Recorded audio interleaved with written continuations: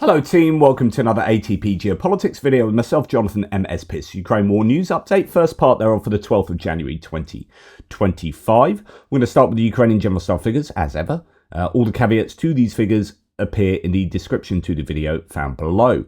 We see that 1,750 personnel have been lost. According to the Ukrainians, it's an incredibly high number, again. 5 tanks. Somewhat lower than we have seen. 18 troop-carrying AFVs, just a snip below the daily average. 22 artillery systems, marginally above. So some pretty bad personnel losses. Absolutely horrendous for the Russians, really.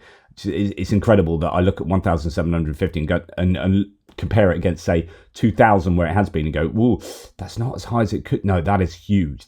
We've got to remember, like, when we were seeing days of 600 and 700 earlier on in the war, it's like, whoa, that's a massive day of losses for the Russians. Now we'd absolutely smash through that, and the numbers of casualties are phenomenal. But yeah, so a challenging day for the Russians. Yet again, 64 vehicles and fuel tanks is a fairly high number in that category. 2 pieces of special equipment. Now, Andrew has been inundated, I think, with videos to look at. He's just released a backlog of some stats from 2024 in November. I just sort of show this to you. A lot of artillery on this. We are seeing a lot of D-30 howitzers, general howitzers as well. Some ATVs and civilian vehicles. So just a bit of a backlog list there, but nothing that's going to tell us too much at the moment. We're going to go and talk in terms of personnel at the moment. We've seen yet again another huge day of personnel losses. Well, George Barros from the Institute for the Study of War, American military think tank, talks a little bit about this. Important insights from George Barros. Russia is in trouble. The rate of casualties it experiences on a monthly basis, and of course cumulative casualties to date, is a serious problem for further recruitment, which is also becoming very costly. Let's listen to what he has to say. The Russians lose on average between 30 to 45,000 casualties killed and wounded per month. The Russians have successfully generated volunteers to go fight in Ukraine, roughly the same amount just to offset it up until this point, but their system for generating forces is starting to become delinquent. The regional governors who are responsible for meeting monthly quotas, they're actually now starting to openly petition the Russian Ministry of Defense to lower the quota because they can't meet it. The Russians continue to put forward these absurd financial incentives, the new record now being set by Samara Oblast, 4 million rubles, about $36,000, just for a one-time signing bonus. And these systems are increasingly failing to actually meet the number of people that they're going to need. Now, I would absolutely love to speak to George about this. I think George Barros is a really interesting source at the ISW, obviously doing the work it does. I will try and reach out to him to see if he wants to come on for an interview. Now, in this context, in this domain, we can see that there are still prisoners of war being taken from the Russians. This is probably in the Kursk Oblast, although don't know for sure. It might even involve these North Koreans that have been captured. So here are 7 Russians added to the replenishment fund, and that's the POWs and deserters need to be added to those lists or to understanding those figures. George Barros talked about wounded and killed. Well, actually, you need to add POWs and deserted as well. So it's been reported that there are Russian soldiers. These are Russian soldiers captured by the 155th Brigade on the Pokrovsk front, the very same brigade trained in France and experiencing issues during deployment. So they have apparently captured some people, so it can't be going that badly for them. A few Russians there, supposedly. Caveats, of course, grains of salt, of course. Then we get on to these 2 North Koreans that the mainstream media are heavily reporting. I was watching CNN this morning because that's how cool I am for a Sunday morning, watching CNN, mainly about the wildfires, but they did have a piece on these soldiers being captured, which I thought was interesting. So 2 soldiers. The task was not easy, said Zelensky, who's announced this himself, adding that other North Korean soldiers usually finish off their wounded to prevent capture. And that's something CNN mentioned as well, that rather than get captured, they end up getting shot by their own. No report says captured North Korean soldier reveals significant North Korean losses in Russia. South Korean intelligence has confirmed this. Ukraine has captured 2 North Korean soldiers in the Kursk region, now confirmed again by South Korea's NIS. One soldier detailed heavy casualties among those North Korean troops. Zelensky's more complete words here. Our warriors captured North Korean soldiers on the Kursk front. These are 2 soldiers who, although wounded, survived, were taken to Kyiv and are communicating with the Security Service of Ukraine investigators. So here are the North Koreans, by all accounts. Those are who they are.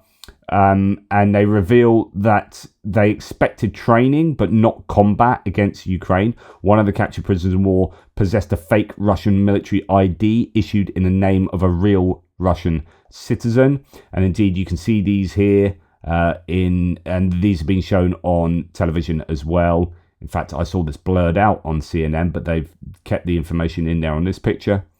That's the fake passport they supposedly have with them. And there's footage that's come out. The SBU's released footage of the captured North Korean soldiers in the Kursk region, and you can go and check the actual video footage of that out, from which those pictures were either extracted or taken alongside with.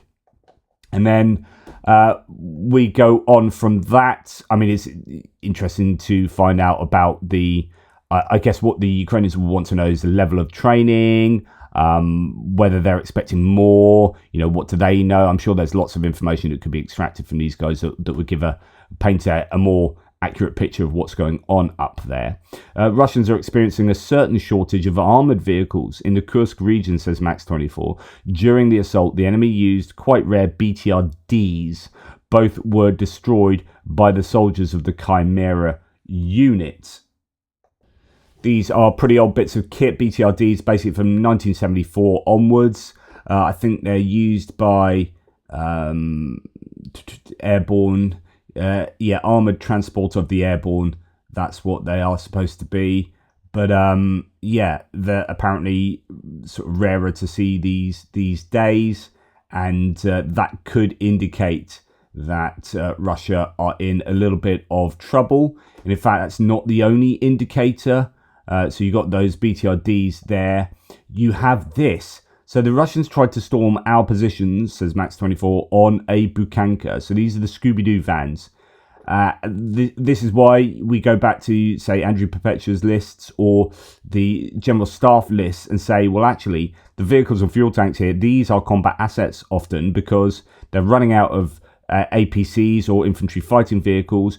We can see here they've got a couple of rarer ones that we haven't seen too many of previously, and now that you've got Bukankas charging across a field and then getting taken out there by a drone.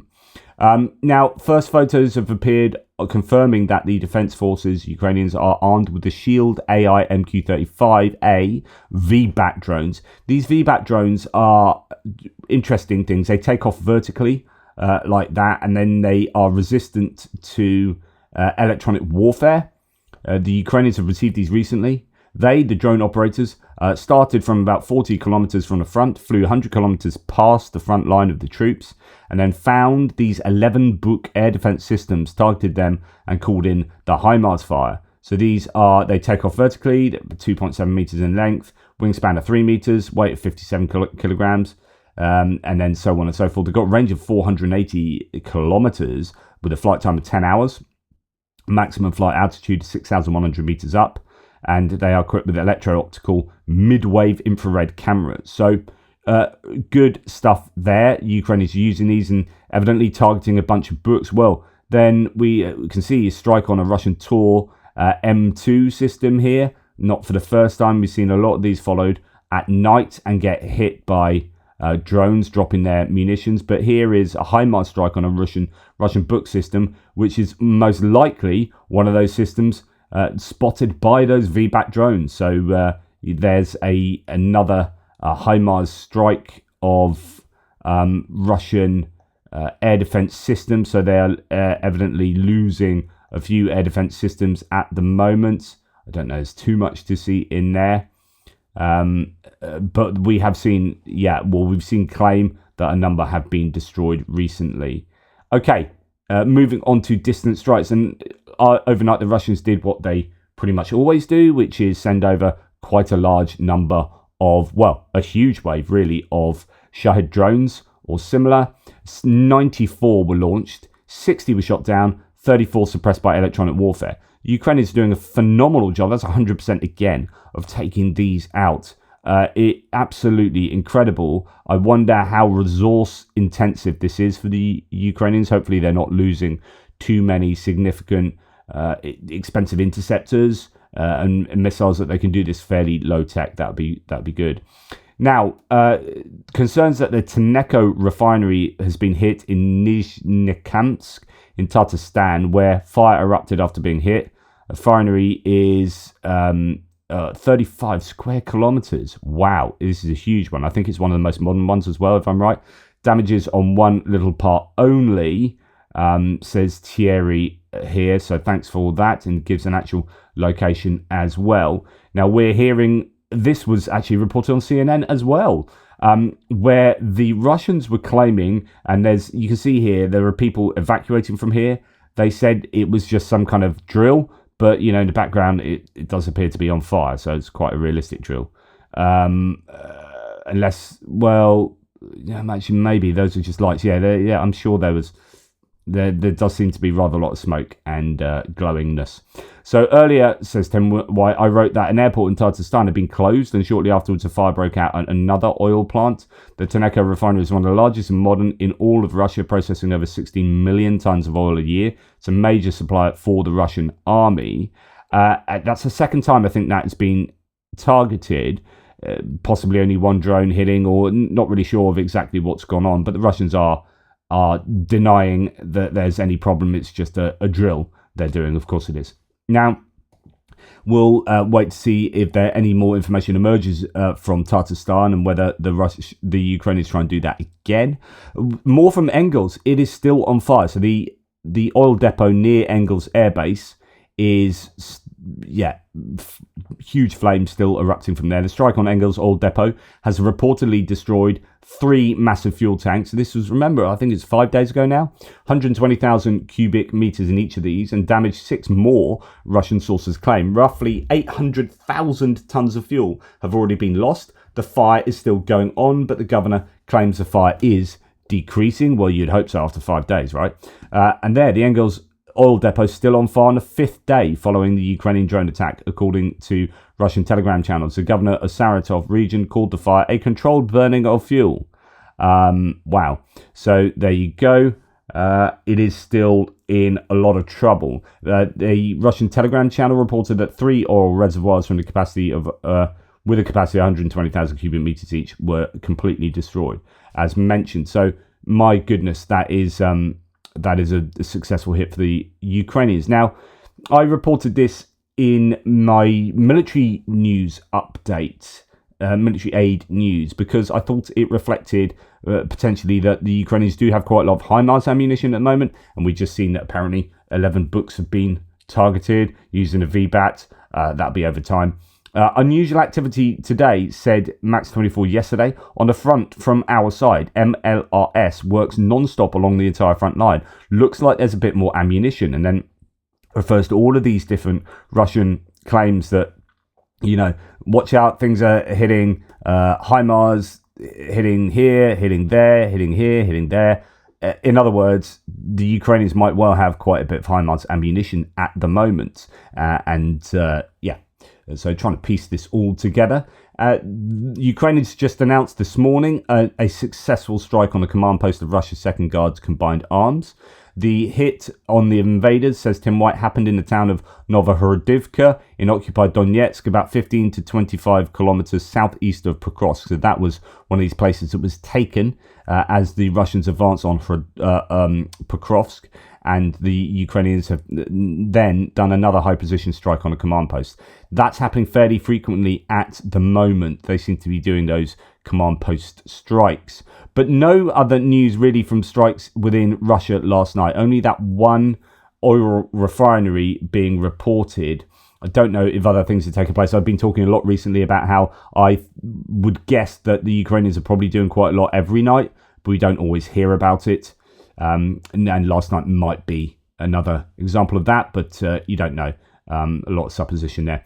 Anton Gerashchenko reports that the Baltic, well, he doesn't, sorry, this is a claim from Alexei Zhurevlev, who is a Russian member of parliament. He's a head, or deputy head, sorry, of the Defense Committee of the Duma, of the Russian parliament. He said the Baltics should belong to Russia. So if you're wondering what the Russians think, this is pretty revealing, and they are saying consistently things like this, whether it be on national television, the propagandists saying this, or the parliamentarians themselves.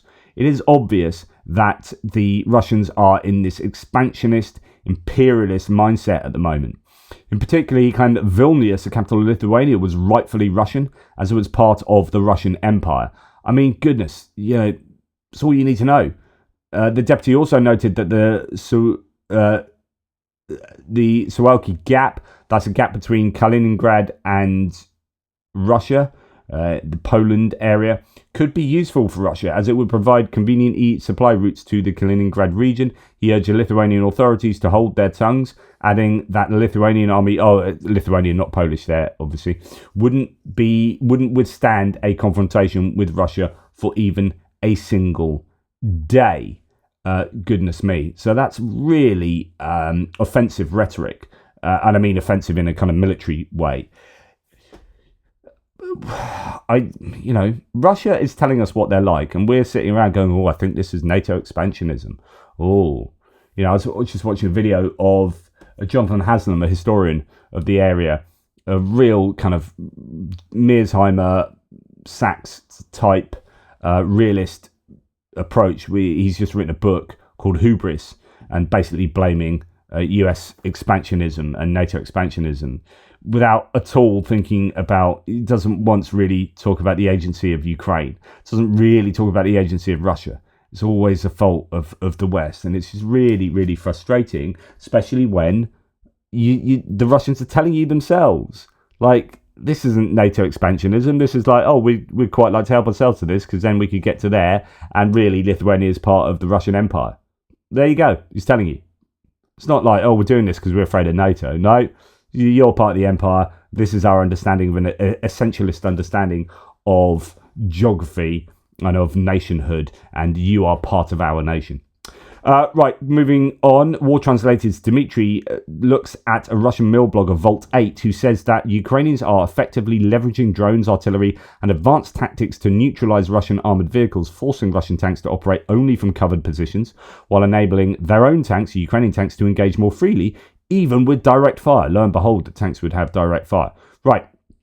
So let's just read through this rather quickly. It gives us, hopefully, a sense of what's going on. On the enemy's use of tanks, so the Ukrainian use of tanks, I want to share an observation that seems obvious, but sometimes obvious things need to be said. The enemy has achieved sufficient scale and variety in its drones and has honed its tactics for their use. As a result, in tactical areas where the enemy has at least 2 companies of strike drones, FPV, and 2 companies of reconnaissance drones, in addition to copters used by their units, they completely shut down the possibility of our armoured vehicles and tanks operating. Tanks and BMPCs or APCs simply don't reach the line for launching an attack.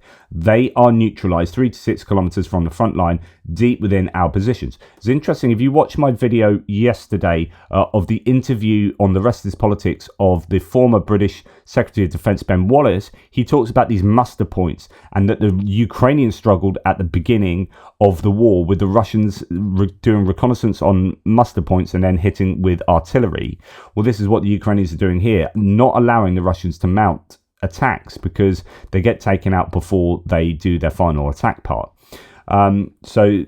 They're neutralised 3 to 6 kilometres from the front line, deep within our positions. Additionally, the enemy's artillery targets our tanks when they have sufficient shells. If they had more ammunition, their artillery would strike even more frequently, and given the high precision of Ukrainian artillery, this would be as significant a factor as FPV drones. Fascinating. So, Ukrainian artillery, maybe even tanks, targets our tanks when they have... No, it's artillery. So the artillery is accurate. Ukrainian artillery is accurate. They just don't have enough shells. Otherwise, it would be far worse for the Russians. At the front line, our tanks are targeted by ATGMs, anti-tank guided missiles, your Javelins or NLAWs, or Swedish ones, the RBS ones, I think. Although the Ukrainians have fewer ATGMs compared to 2022, interesting, they still have enough. I've started to see a couple of Stugna, the Ukrainian indigenous ATGM, which has been very successful throughout the war. Seen a few bits of footage of that recently, more than I had previously. But yeah, interesting that this Russian says compared to 2022, they don't have as many ATGMs. As a result, our tanks can only operate from covered positions. Direct fire and infantry support are unavailable to them. Now let's look at our capabilities. Our drone operations are much weaker. Advanced FPV models with non-standard frequencies and fiber optic connections are supplied only to priority sectors due to shortages. So it's interesting where we're hearing that certain areas have fiber optic drones. There's a real asymmetry. The Russians are doing an absolutely amazing job. That might be only in certain areas. We've heard about it in Velika Novosilka on the southern front, and I think in the Pokrovsk area as well. Standard models supplied by the Russian Ministry of Defense are flawed, although there has been progress in frequency switching. As a result, impressive footage of enemy equipment destruction deep within their lines mainly comes from the Kursk region or a few specialized units. For secondary sectors like ours, operations against enemy equipment in their rear are limited due to challenges with countering enemy electronic warfare. So where the Russians are doing well, they're just doing well in a couple of sectors. Artillery. It faces a shortage of shells, available guns and guided munitions. So this is the Russian situation. This means that dislodging enemy tanks from covered positions is difficult, and there are insufficient shells to target tanks engaging in direct fire, as this falls under the responsibility of regimental artillery. The only area where we are relatively adequate is with ATGMs. Thanks to their abundance, the enemy cannot freely launch attacks with armoured groups. However, unlike the Ukrainian Armed Forces and National Guard, these attacks are disrupted right at the front line rather than deep within their formations. So when the Ukrainians get hit, they get hit when they're actually doing their attacks. The Russians get hit when they're mustering to do their attacks, and that just means the attacks never even happen properly, and then they're just using infantry rather than the armor because the armor's been destroyed. And obviously they're still, making these successful advances, but it's just thoroughly suboptimal, I think, as far as this Russian is concerned. So additionally, we still have attack helicopters, though they are few and mainly used to suppress enemy breakthrough attempts. They perform effectively, but again, only at the front line. It's interesting that this is the admission that they have a shell hunger themselves, or a shell lacking. As a result, due to the shortcomings in artillery and especially drones, the enemy can use their tanks not only from cover positions but also for short direct fire engagements on secondary sectors like ours.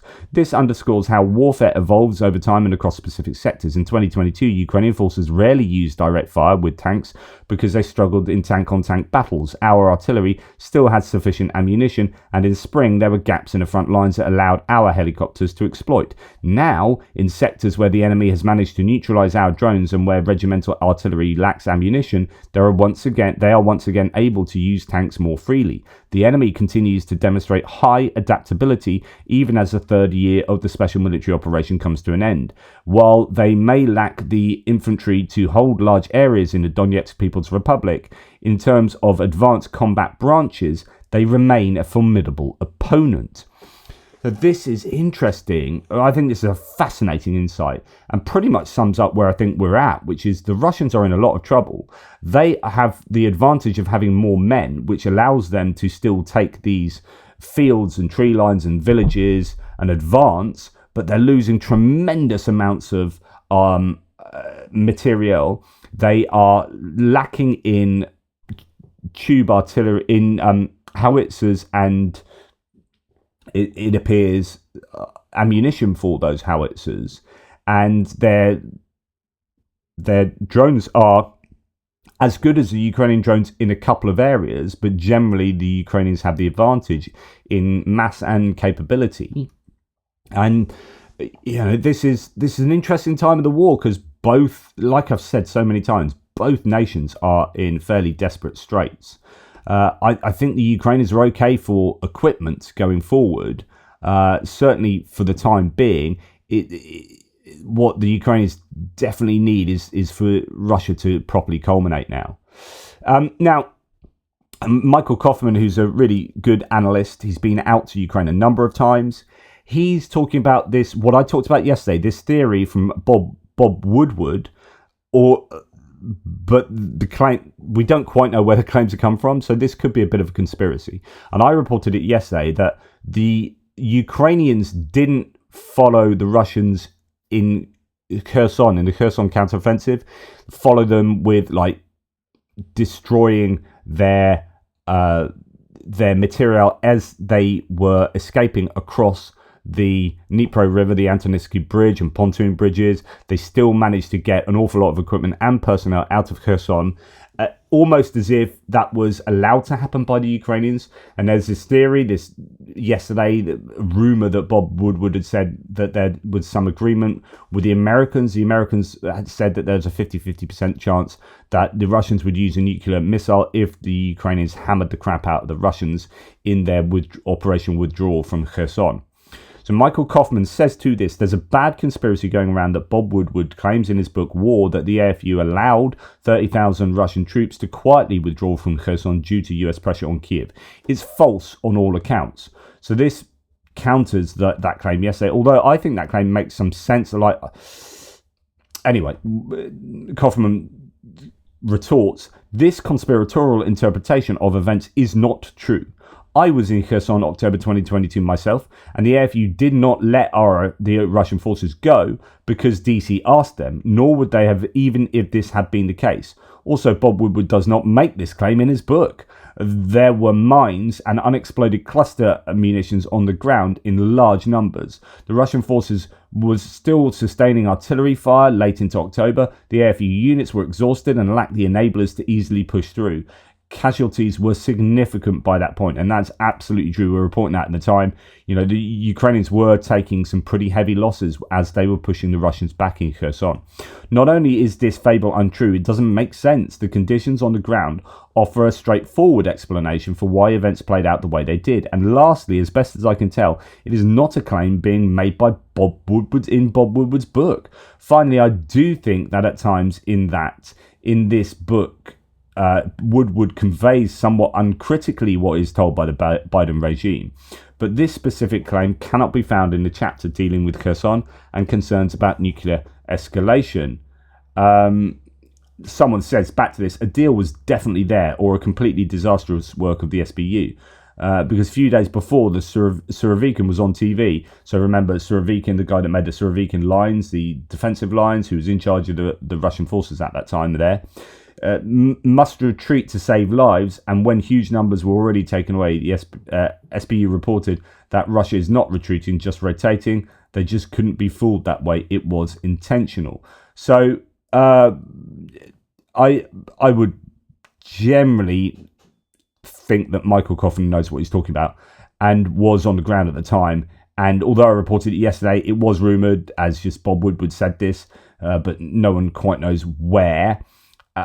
It was a real opportunity missed by the Ukrainians, but it could well have been that opportunity was missed because they were unable to do what they wanted to do. They were lacking in the resources to be able to hammer the crap out of the Russians, even though they were there for the taking, and they were taking their own losses, significant losses at the time themselves, the Ukrainians. So, right, no report says Kharkiv direction. The AFU has regained control over Zelenivka, captured a group of Russians these Russians were captured near Kharkiv actually. A group of Russians in a nearby forest. On the other hand, Russia has now control over Suki Yali and Yantani. Heavy fighting reported in the area. So yeah, a little bit of a regain somewhere around the Kharkiv area, but also the Russians making their own gains too. So it's difficult right along the front line for the Ukrainians. We're going to move to Syria now, and Russia has still not had permission for ships to enter the port of Tartus in Syria to evacuate military property by sea. Rear Admiral Yafalomeyev again unsuccessfully tried to negotiate, according to the GUR. The Russian soldiers have been ordered to burn inoperable equipment. Good. And as well, we hear from Syria that Ukraine's intelligence reports another Russian ship is unfortunately leaking fuel there, but this one is near Syria, not in the Black Sea. Russia's still hoping for permission to re-enter the port of Tartus to rescue military equipment. One of their waiting cargo or landing ships has leaks to its second and third fuel tanks. So more disaster there. And then I'm going to leave you with this from Andrew Perpetua.